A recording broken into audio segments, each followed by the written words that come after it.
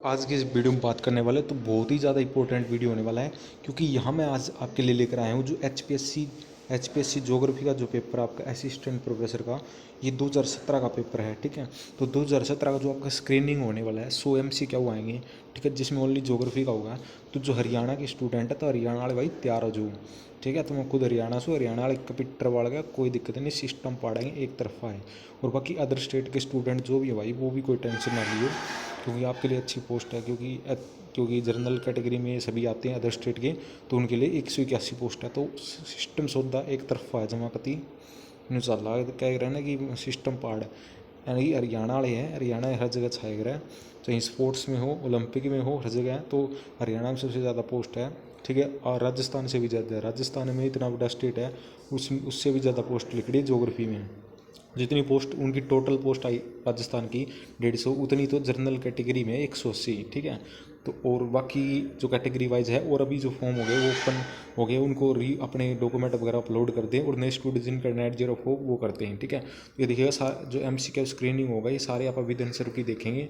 और जिस किसी को भाई को आपको PDF चाहिए भाई, हरियाणा वाले, चित्ते वाला का, कोई अदर स्टेट के भी है, तो मेरा जो नंबर लिख लीजिए 9350344727। ठीक है, फिर से लिख लीजिएगा, एक बार फिर से लिखिएगा 9350344727। ठीक है, तो इस पर आपको इसका कंप्लीट विद आंसर की PDF मिल जाएगा। ये 2017 का पेपर है, और 2019 का पेपर भी लेकर के आऊँगा। 2019 में पेपर हुआ था, 2017 में दो बार ही हुआ था, तो वो विद आंसर की देखने वाले हैं। साथ ही साथ वो आपको HPSC के लिए जो मेंस का पेपर है उसके भी मॉडल पेपर आपको मिल जाएंगे। हाँ, मेंस के भी मॉडल पेपर की मैं वीडियो लेकर के आऊँगा।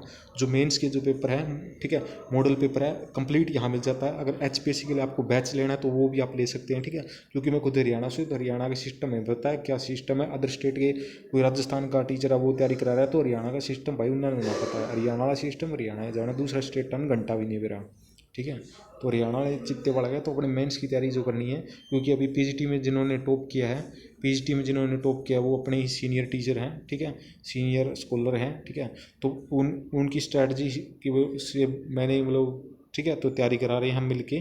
तो आपको मेंस की तैयारी करनी है, तो मेंस के लिए भी आपको क्या है, किस प्रकार का जो आपका क्वेश्चन फॉर्मेट आएगा वो भी आपको दिया जाएगा, और क्वेश्चन पेपर दिए जाएंगे मेंस की प्रैक्टिस के लिए। तो कंप्लीट यहाँ बैच मिल जाता है। मतलब आप बैच नहीं लेना चाहते हो, आपको स्टडी मटेरियल मिल जाएगा, आपके नोट्स मिल जाएंगे, मेंस के क्वेश्चन पेपर मिल जाएंगे, जो फॉर्मेट आएगा वो मिल जाएगा, कंप्लीट यहाँ आपको मिल जाएगा। ठीक है, तो चलिएगा ज़्यादा देर न करते। ठीक है, तो अब बात कर लेते हैं। तो मेरा जो नंबर बताया उस पर आप मैसेज कीजिएगा।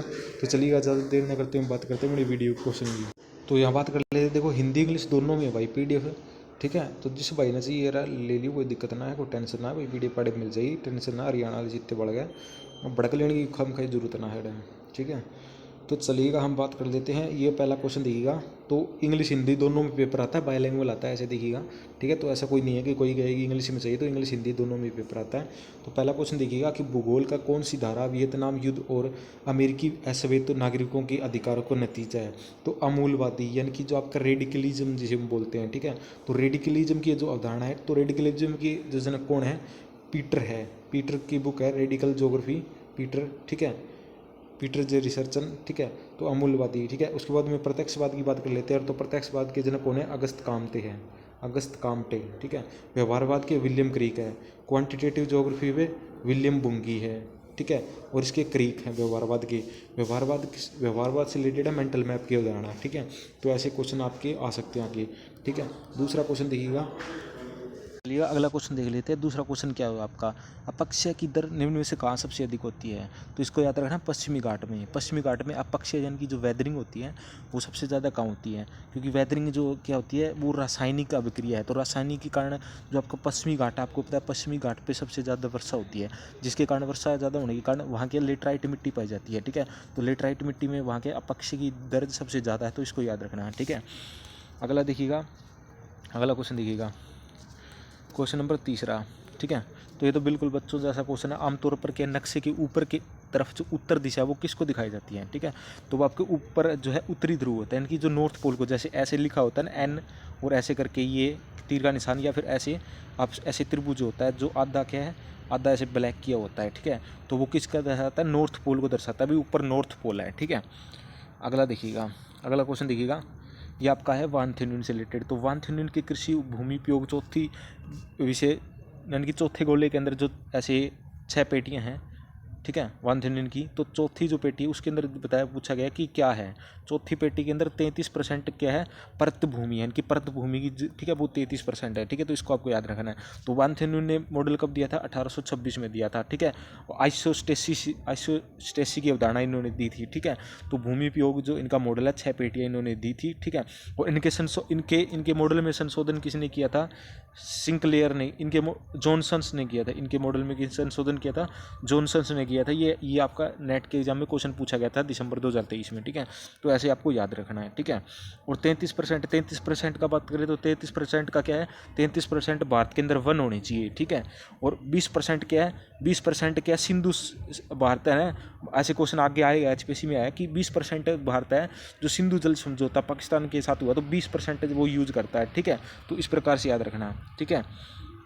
और 14% से क्या मतलब, हमारा 14% से मतलब है कि जो वायुमंडल है ना आपका, वायुमंडल के अंदर 14% जो मतलब जितना सूर्य तप आता है उसका 14% वायुमंडल द्वारा अवशोषित कर लिया जाता है, ठीक है।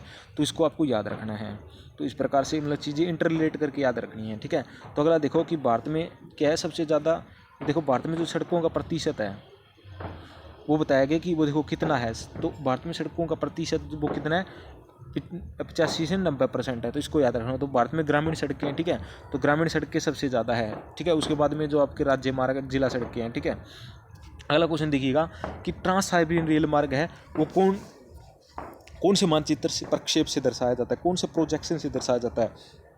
तो कोनिकल प्रोजेक्शन या इसे बोलते हैं विथ स्टैंडर्ड पैरेलल, ठीक है।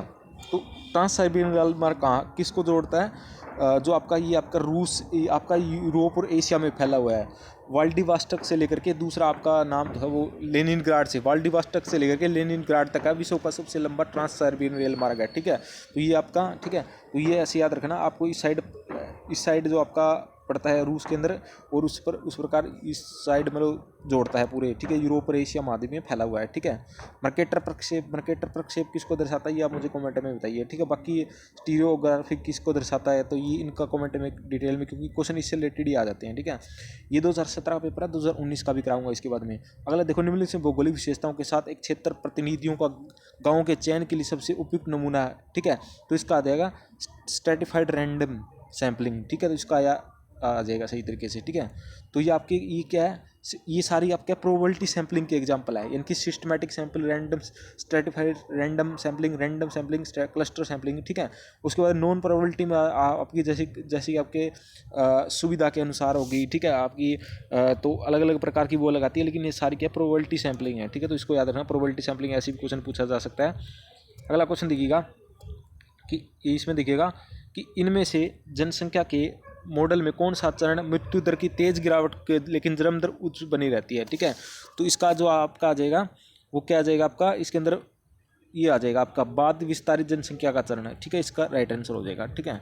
अगला देखिएगा कि ये बिल्कुल आसान क्वेश्चन है, नेट के एग्जाम में भी आया हुआ क्वेश्चन है, प्लेट टेक्टोनिक सिद्धांत में सहायक नहीं है, ठीक है। तो इसमें क्या आ जाएगा आपका समान जल निकासी व्यवस्था, तो ऐसा कुछ सिस्टम है नहीं।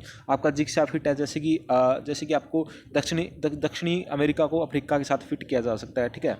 ऑस्ट्रेलिया को बंगाल की खाड़ी में फिट किया जा सकता है। समान चट्टानें जैसे जिस प्रकार की चट्टानें जैसे आप जो दक्षिण अमेरिका में है उसी प्रकार की चट्टानें जैसे उत्तरी अमेरिका उसी प्रकार की यूरोप में इस प्रकार की चट्टानें समानता पाई है, तो वो भी इसके अंदर है, ठीक है। समुद्र तल का प्रश्न, ठीक है, हेरी हेस ने समुद्र तल की अवधारणा किसने दी थी, हेरी हेस ने दी थी, ठीक है। तो इसको याद रखना।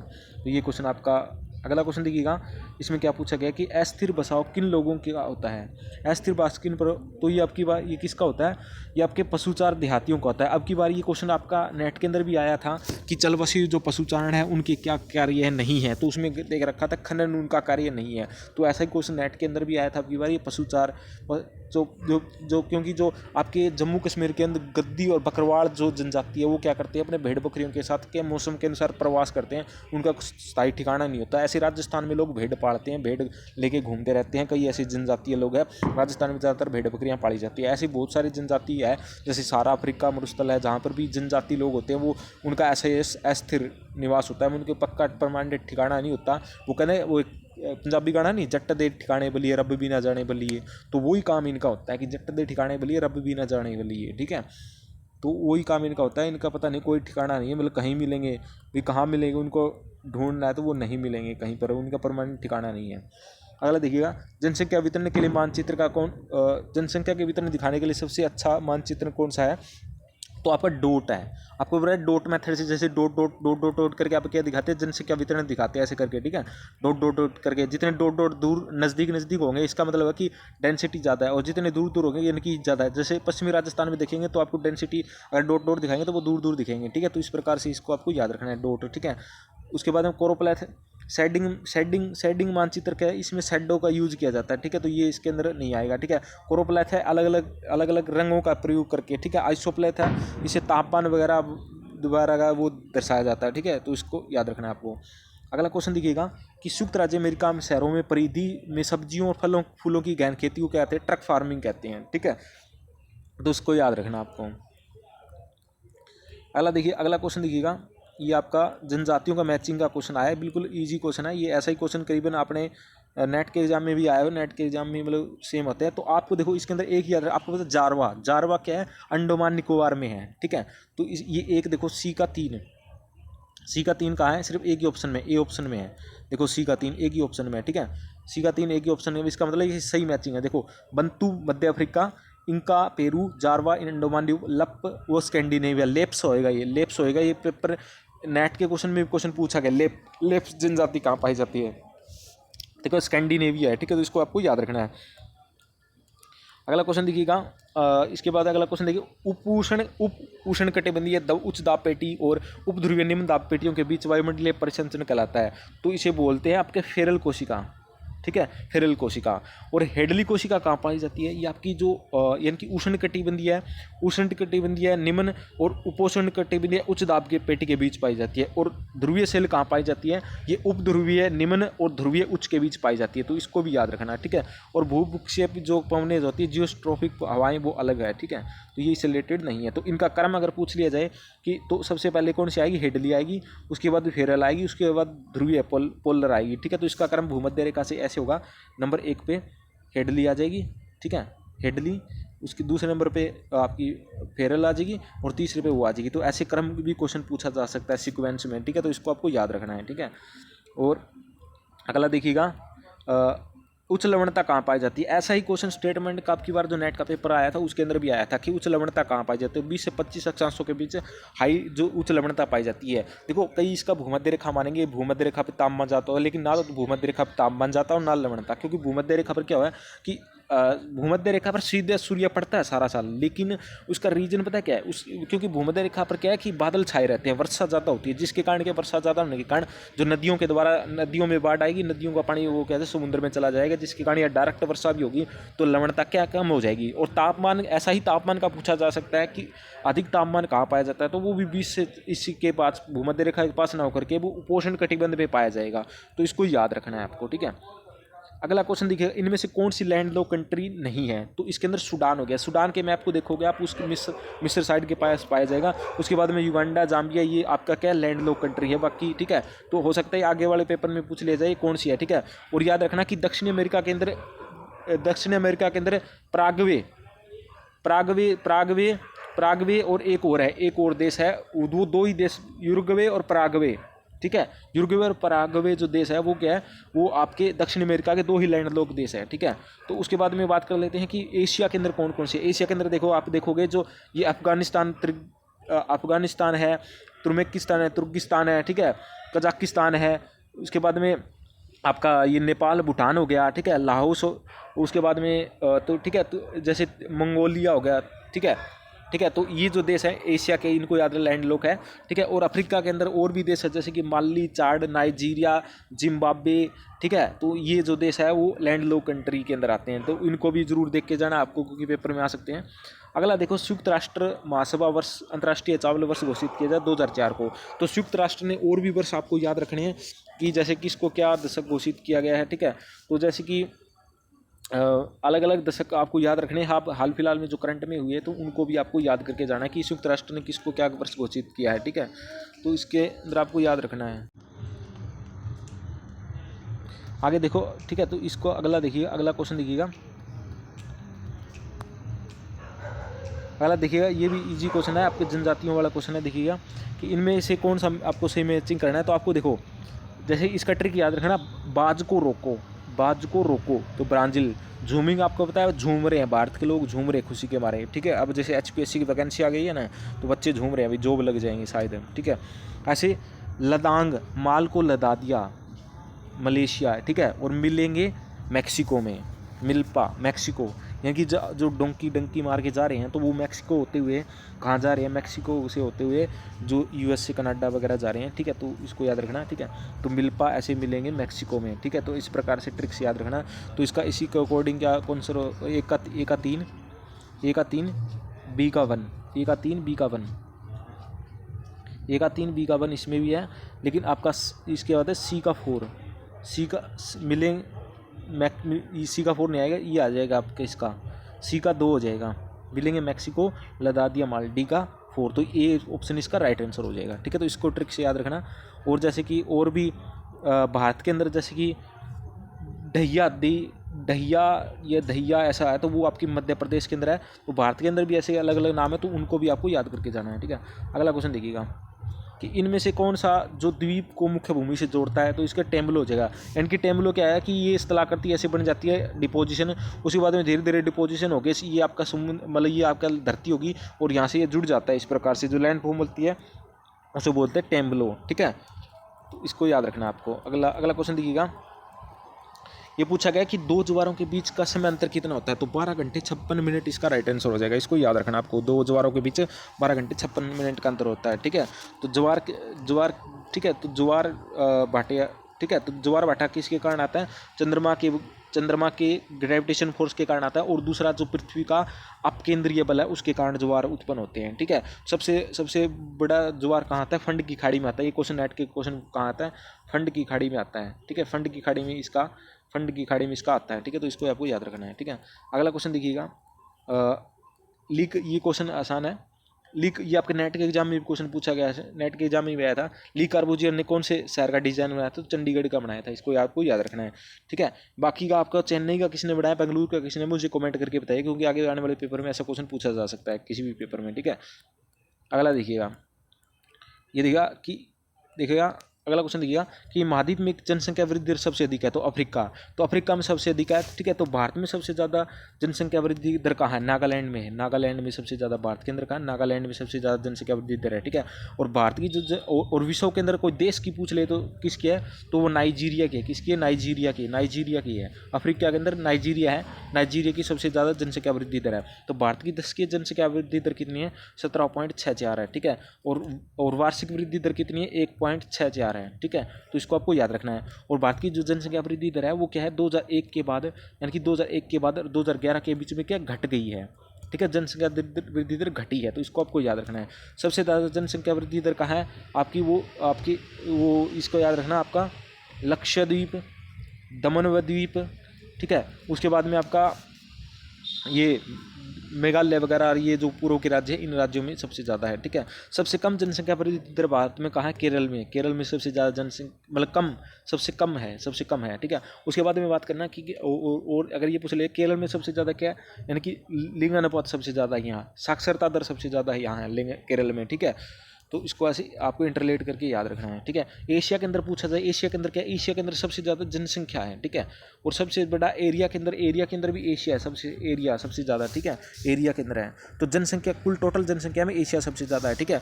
और सीक्वेंस में करेंगे, ठीक है, सीक्वेंस में करेंगे जनसंख्या के हिसाब से, एशिया सबसे ज़्यादा एशिया में, फिर अफ्रीका में, फिर उत्तरी अमेरिका में, फिर दक्षिण अमेरिका में, जनसंख्या के हिसाब से इसको क्रम में लगाए, तो ठीक है। तो इसको याद रखना है। आगे क्वेश्चन देखिएगा कि similarity location leads to the similarity modes of life, किसका कथन है, तो ये चर्चिल सैंपल का कथन है। चर्चिल सैंपल, ठीक है। रेडजेल की शिष्या थी विडाल डी लाब्लास ने किसकी अवधारणा दी थी, संभव पॉसिबिलिज्म की अवधारणा दी थी।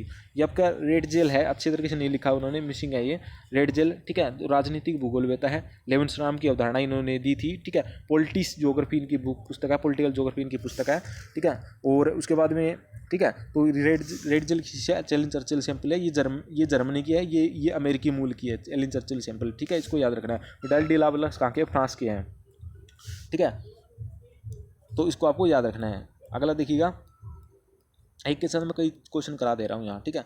अगला देखिए, तापमान व्युत्क्रमण और वायु प्रदूषण के कारण द ग्रेट स्मॉग ऑफ 52 त्रासदी कहाँ हुई थी, तो लंदन में हुई थी, ये आपको याद रखना है। अब की बार क्वेश्चन पूछा गया ना कि पीट्सबर्ग किसके लिए, लोहा इस्पात उद्योग के लिए प्रसिद्ध है, ठीक है। ठीक है, न्यूयॉर्क में आपका क्या है, न्यूयॉर्क में आपका क्या है, यूएनओ का मुख्यालय है, ठीक है, यूएनओ का मुख्यालय है। यूएनओ की स्थापना कब हुई थी, 1945 में हुई थी, ठीक है। उसके बाद में पेरिस फ्रांस, ठीक है, पेरिस फ्रांस, ठीक है, फ्रांस की राजधानी है पेरिस, ठीक है। और पेरिस, ठीक है, पेरिस की संधि कब हुई थी, ये मुझे आपको बताना है, ठीक है। अगला क्वेश्चन देखिएगा कि प्लवक कहाँ बहुतायत में विकसित होते हैं, ठीक है। तो ये मध्य अक्षांश क्षेत्रों में सबसे ज़्यादा विकसित होते हैं, इसको याद रखना आपको। प्लवक, प्लैंकटन जो है, प्लैंकटन, ठीक है, जू प्लैंकटन जिसकी बात करते हैं, ठीक है। अगला क्वेश्चन देखिएगा कि अंडोरा यूरोप का एक छोटा सा देश है, किस पर्वत पर है, तो पिरेनीज पर्वत पर है, इसको आपको याद रखना है, ठीक है। ये जूरा पर्वत, ये कौन से पर्वत के एग्जाम्पल है, मुझे आपको बताना है ऑप्शन में, ठीक है। जैसे कि अवशिष्ट पर्वत के उदाहरण है, या किस प्रकार के स्कैंडिनेवियन, मतलब किस काल के पर्वत है, इसको आपको बताना है, ठीक है। या किस प्रकार से बने हैं, ये क्वेश्चन आपको कॉमेंट में मुझे बताना है। अगला क्वेश्चन देखिएगा, इसमें देखिएगा, ये क्वेश्चन आपका देखिएगा, तो इसमें देखिएगा, तो आप देखिएगा, तो इसका सही में से देखो आपका देखिएगा, इसके अंदर देखिएगा, डेविड हार्वे क्या होता है, रेडिकल ज्योग्राफी हो जाएगा, डेविड हार्वे रेडिकल ज्योग्राफी हो जाएगा, रेडजेल पॉलिटिकल ज्योग्राफी आ जाएगा, ठीक है। और आपकी कार्ल ओसावर क्या कल्चरल ज्योग्राफी हो जाएगा, सोशल ज्योग्राफी जॉनस्टन हो जाएगा, ठीक है। तो इसके अकॉर्डिंग देखेंगे कि आपका ए का 2, देखा, ए का 2, डी का 4, बी का 4 देखेंगे किसमें, तो ये देखो ये रहा, ए का 2, डी का 4, इसका ये आंसर हो जाएगा, राइट, ठीक है। आगे चलिएगा। अगला क्वेश्चन देखिएगा कि ग्रेट हिमालयन स्नो लाइन की ऊंचाई पश्चिम से अधिक है जबकि पूर्व में कम है, इसका क्या कारण है, तो नॉर्मल लैप्स रेट है। जो नॉर्मल लैप्स रेट क्या है, ऊंचाई के साथ जो तापमान घटने बढ़ने की जो दर है वो उसमें चेंज होने के कारण है, ठीक है। तो इसको आपको याद रखना है। अगला देखिए, अगला क्वेश्चन आपका देखिए पूछ रखा है कि सिविलाइजेशन रेल्स की अवधारणा किसने दी थी, ठीक है। तो ये आपको याद रखना है, ईसा बोमेन ने दी थी, इसको आपको याद रखना है। जेफरसन ने किया था, जेफरसन ने कौन सी, ठीक है, जेफरसन ने किसकी अवधारणा दी थी, ये मुझे बताना है आपको, ठीक है। और उसके बाद में वो बच्चे ने क्या काम किया था, इसको आपको बताना है, ठीक है। अगला क्वेश्चन देखिएगा, ब्लू नदी और नील नदी, जैसे देखा, ब्लू नदी और नील नदी, व्हाइट नदी किस शहर में मिलती है, ठीक है। तो इसका आपको राइट आंसर हो जाएगा, कहाँ हो जाएगा, खार्तूम, इसका राइट आंसर हो जाएगा, ठीक है। अगला देखिएगा, अगला क्वेश्चन देखिएगा कि भारत में वृद्ध जनसंख्या का प्रतिशत कितना है, तो 5 से 8% हो जाएगा इसका राइट आंसर, ठीक है। वृद्ध का कितना, 5 से 8% है। अगला क्वेश्चन देखिएगा कि जनसंख्या के माल्थसियन सिद्धांत में कौन सा सकारात्मक चेक नहीं है, तो नैतिक संयम नहीं है। बाकी आपके गरीबी है, बीमारी है, युद्ध है, आपकी नैतिक मतलब सकारात्मक चेक है, लेकिन नैतिक संयम क्या है वो इसके अंदर नहीं आएगा, इसका राइट आंसर हो जाएगा। अगला क्वेश्चन देखिएगा, ठीक है। अगला क्वेश्चन देखिएगा, वन्य जीव संरक्षण अधिनियम कब आया था, तो 1972 में आया, इसको आपको याद रखना है। और 1974 में क्या आया था, 1974 में जल संरक्षण अधिनियम आया था, ठीक है। 1992 में क्या था, रियो डी जियो सम्मेलन हुआ था जलवायु परिवर्तन से रिलेटेड, रियो डी जनेरिया कहाँ है, ब्राजील के अंदर है, ठीक है।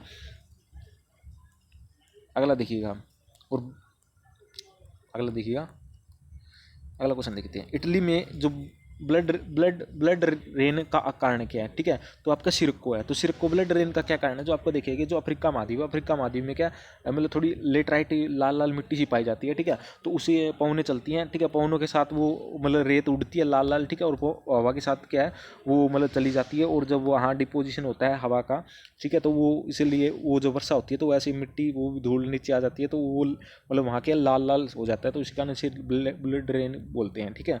तो उसके बाद में आपको बताना है कि फोन कहाँ चलती है, ठीक है। फोन अल्प्स पर्वत पे चलती है, इसको आपको याद रखना है, ठीक है। गर्म या ठंडी है मुझे बताना है कमेंट करके। अगला देखिए कि भारत के उत्तरी मैदानों में घने बसाव में शूद्र निम्न जाति जिनके देवता यम है, गांव किस दिशा में होते हैं, दक्षिण की तरफ। देखो बचपन में क्या होता था कि जैसे ना आज भी हरियाणा के अंदर मतलब ये कहावत आई है, वहीं से क्वेश्चन लिया गया है कि हरियाणा के अंदर ऐसे दादा परदादा ऐसे बोलते थे कि उत्तर की तरफ है ना, उत्तर की तरफ पैर करके मत सो, क्योंकि उत्तर की तरफ पैर करके सो ना, उत्तर की तरफ इसलिए पैर नहीं करके सोना चाहिए क्योंकि उस साइड यम की दिशा होती है, उत्तर को यमराज की दिशा मानी जाती है, क्योंकि अगर उत्तर की साइड सोओगे तो यमराज तुम्हें ले जाएगा, यानी कि तुम्हारी डेथ हो जाएगी। इसलिए हरियाणा के अंदर ये माना जाता है, और राज्य के अंदर भी धारणा होगी, लेकिन हरियाणा के अंदर ये जरूर है, ठीक है। तो उसी हिसाब से एग्जामिनर ने क्वेश्चन डाल दिया है। तो आपकी तो वो कहते हैं कि उत्तर की तरफ पैर करके मत सो, दक्षिण की तरफ पैर करके सो, ठीक है। तो इसलिए ये जो आपके दक्षिणी इसका राइट आंसर हो जाएगा। अगला देखिएगा कि फॉल्स कलर कंपोजिट इनमें से किसको दर्शाता है, कंपोजिट रेड कलर को दर्शाता है, इसको आपको याद रखना है, ठीक है। अगला देखिएगा कि ओंटोग्राफी का दर्शन, ऑर्गेनिक ऑफ ज्योग्राफी की व्याख्या, organic of half of geography की व्याख्या जो है किसने की थी, ठीक है। तो इसको आपको याद रखना है, इसको ऑस्कर पेस्टियल आ जाएगा इसका राइट आंसर, ठीक है। हेगरस्टैंड ने क्या किया था ये मुझे कमेंट करके बताना। हेगरस्टैंड ये गलती रखा है, हेगरस्टैंड होगा आपका। अगला क्वेश्चन देखिएगा, मुंबई और पुणे के प्राप्त वर्षा का मात्रा में अंतर का कारण है। तो आपकी पर्वतीकृत वर्षा है, आपको पता है कि जो पश्चिमी घाट है, यानी कि पश्चिमी घाट के इस साइड जो आपको मुंबई पड़ता है, ठीक है, तो यहाँ तो वर्षा हो जाती है, लेकिन यहाँ वृष्ट छाया प्रदेश है पुणे की साइड, यहाँ वर्षा नहीं होती। तो पर्वत, क्योंकि जब पर्वत के साथ ऊपर चढ़ती है ना, यानी कि पठार के साथ, तो वो क्या हो जाती है कि वर्षा कर देती है, लेकिन यहाँ जाती है वो शुष्क हो जाती है, गर्म हो जाती है, ठीक है, नीचे उतरती है, तो जिसके कारण वर्षा नहीं हो पाती। तो ये पर्वतकृत वर्षा का एग्जाम्पल है यहाँ, ठीक है। अगला क्वेश्चन देखिएगा कि समान यात्रा वाले समय के स्थानों को मिलाने जोड़ने वाली इसे बोलते हैं, तो इसे बोलते हैं आइसोक्रोन, ठीक है। और आइसोडोपेन किसकी आपकी बार क्वेश्चन पूछ लिया ना आपके ऐसी नेट के एग्जाम में, ठीक है। तो आइसोडोपेन वेबर है, समान परिवहन लागत को मिलाने वाली रेखा को, ठीक है। आइसोफेन और ये क्या है, इसको आपको कमेंट करके मुझे बताना है, इसका आपको देखना है, ठीक है, क्या है इसकी। अगला देखिएगा कि जो स्टैंडर्ड जनगणना, यानी कि स्टैंडर्ड जनगणना परिभाषा के अनुसार एक मामूली श्रमिक जो कम से कम कितने दिन है, 183 दिन, यानी कि 6 महीने कम से कम उसे काम मिले, तो उसे क्या कहते हैं आप, कम से कम, ठीक है, तो उसे मामूली श्रमिक बोलते हैं। और जो मुख्य काम कर रहा है वो क्या 183 दिन से अधिक है, ठीक है, उसे काम मिले, ठीक है। तो इसको आपको याद रखना है। अगला क्वेश्चन देखिएगा, स्थल पर जीवन किसके संकेत मिल रहे थे, ठीक है। तो ये आपका सेल्यूरियन युग में आ जाएगा, स्थल पर जो जीवन के संकेत मिले सेल्यूरियन युग आएगा। कार्बोनिफरस में क्या होगा, तो महाद्वीपों का विस्थापन हुआ था कार्बोनिफरस युग में, जो वैज्ञानिक ने महाद्वीपीय विस्थापन सिद्धांत दिया था, वो उसका याद रखना है, ठीक है। डोवेरियन युग को क्या माना जाता है, मछलियों का युग माना जाता है, ठीक है, इसका आपको याद रखना है। अगला देखिएगा, अगला क्वेश्चन देखते हैं कि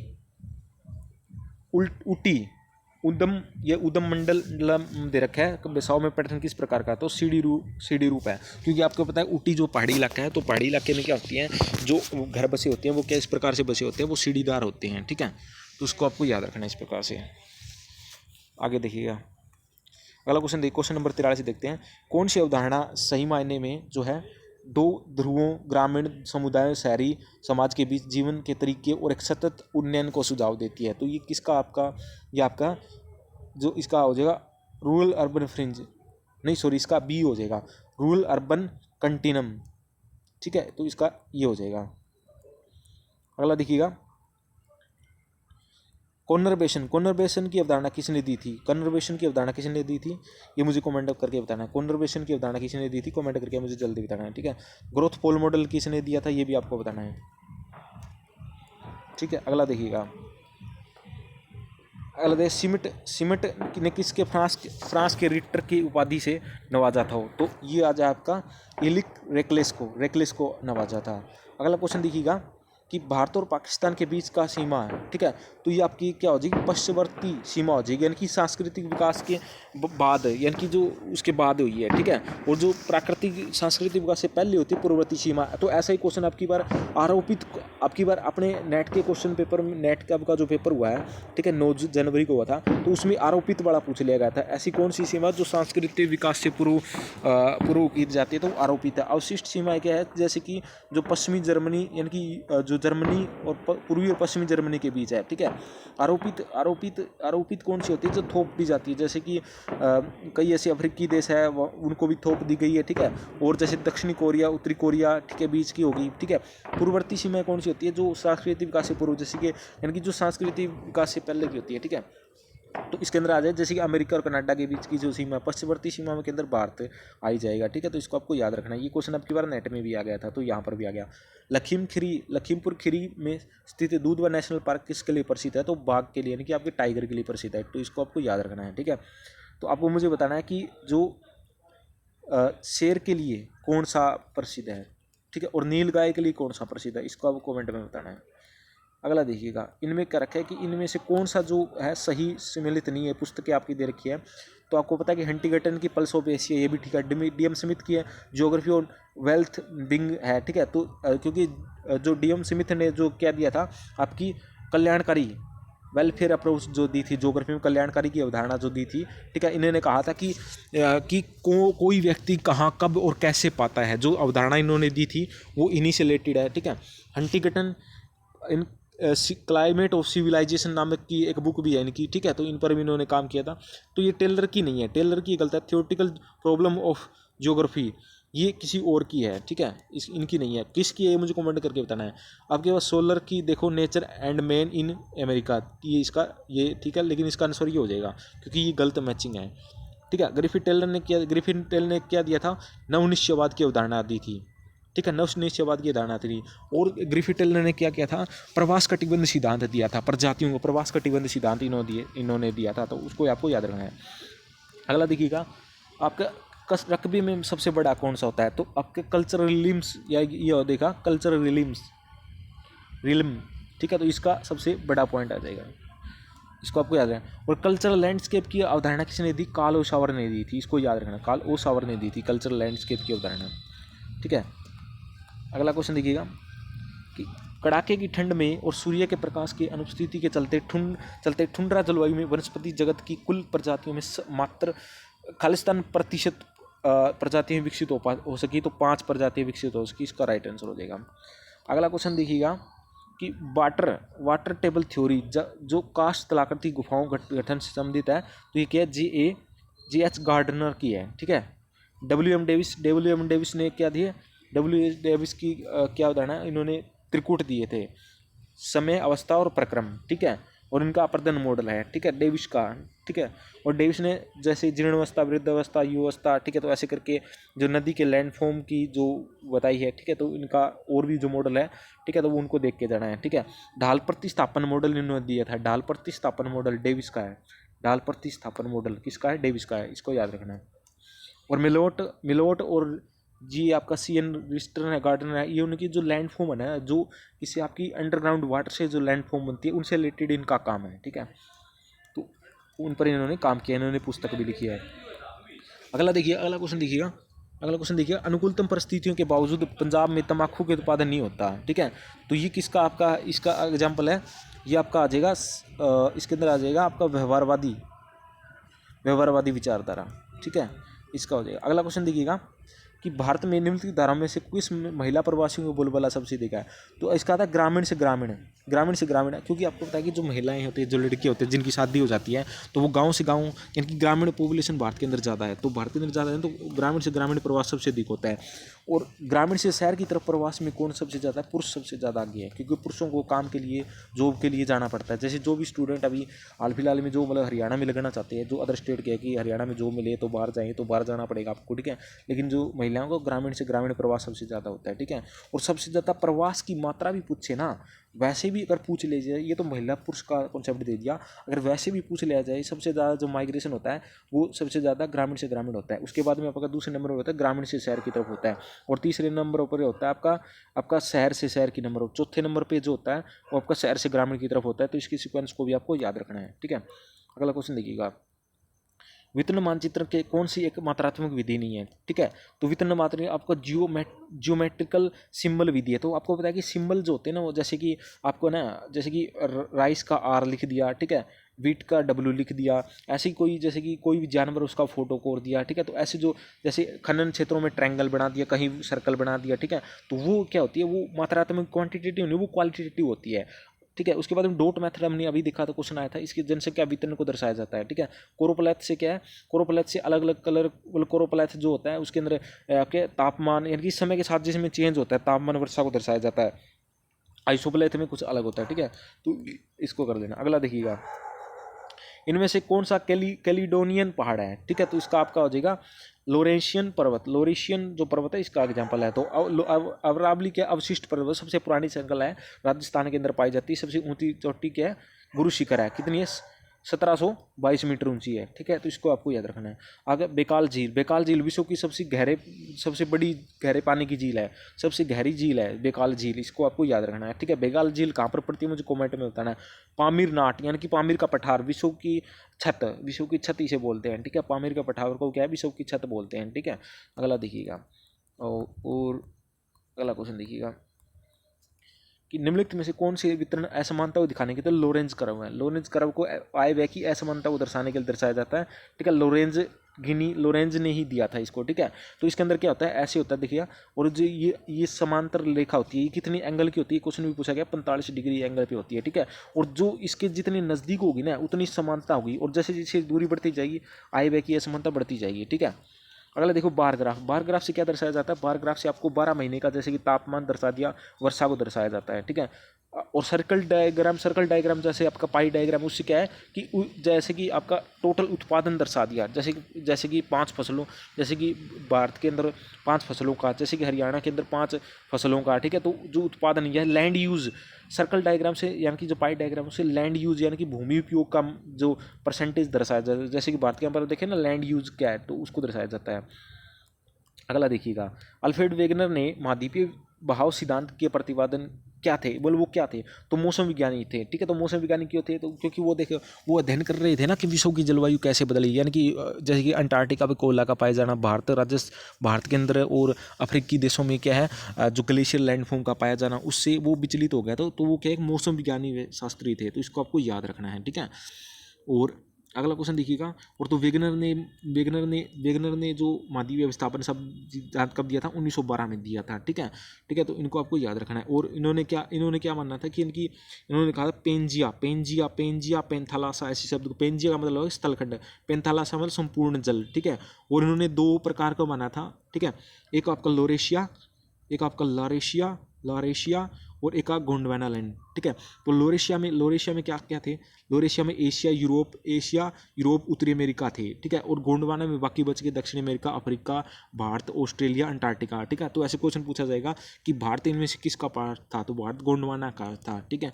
गोंडवाना लैंड भूमि का था, ठीक है। और इसके अंदर इसके बीच में टेथी सागर था, वो आज किसका एग्जाम्पल है, वो भूमध्य आपका प्रशांत महासागर, उसका विशिष्ट एग्जाम्पल है। और इसमें से कौन सा, और इसके अंदर जो महाद्वीपीय विस्थापन सिद्धांत है उसके अंदर 2 प्रकार के बलों को 2 प्रकार के फोर्स काम करते हैं। एक तो आपका गुरुत्वाकर्षण बल आपका काम करता है, और दूसरा आपका ज्वारीय बल काम करता है, ठीक है।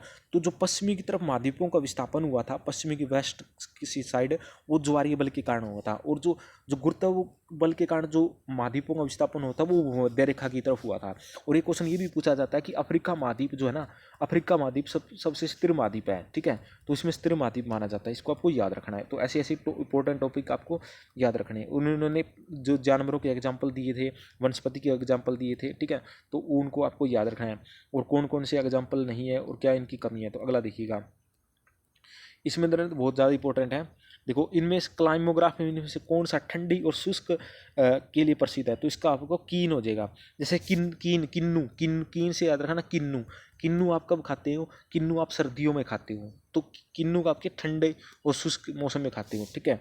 उसके बाद में आपका स्क्रैचिंग यानी कि आपके चेहरे पर झुर्रियाँ कब पड़ जाती है, यानी स्क्रीन खराब कब होती है, जब आपकी गर्मी ज़्यादा हो तो, ठीक है। तो ये आपके गर्मी के अंदर हो जाए, ग्रीष्म और शुष्क ऋतु में, ठीक है। और मगी आपकी आर्द्र ऋतु में हो जाएगी, ठीक है। तो इसको आपको याद रखना है, और आपको ना इनकी डायरेक्शन याद करके जानी है, ठीक है। वो अभी मुझे ध्यान नहीं इसकी, इनकी जैसे इन्होंने जो मॉडल दिया था उस टाइम इन्होंने जैसे डायरेक्शन दी थी, किस डायरेक्शन में है, तो उस डायरेक्शन को भी याद करके जाना, ये भी पूछ लिया जाता है ऐसे करके। अगला क्वेश्चन देखिएगा कि समुद्रों की लहरें किन कारणों से विकसित होती है, तो सारे ही कारण है, मौसमी भी है, चक्रवात भी है, ज्वालामुखी भी फट जाता है, तो उसके कारण उत्पन्न होती है। अगला क्वेश्चन देखेंगे,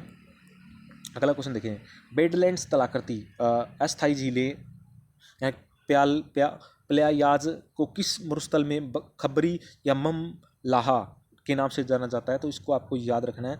वो आपका क्या, अरब मरुस्थल इसका राइट आंसर हो जाएगा, ठीक है, अरब मरुस्थल। अगला देखिएगा, तो सबसे देखो सबसे सबसे अब देखो ये नाम आ ही गए हैं तो ठीक है देख लेते हैं। तो सबसे बड़ा मुश्तल कौन सी है? सारा मुश्तल है, ठीक है, सबसे सारा मुश्तल है। अटाकामा का मुश्तल कहाँ पड़ता है आपका? अटाकामा मुश्तल आपका दक्षिण अमेरिका महाद्वीप में पड़ता है, पेंटागोनिया के पास अटाकामा मुश्तल है, अर्जेंटीना में पड़ता है अटाकामा मुश्तल, ठीक है।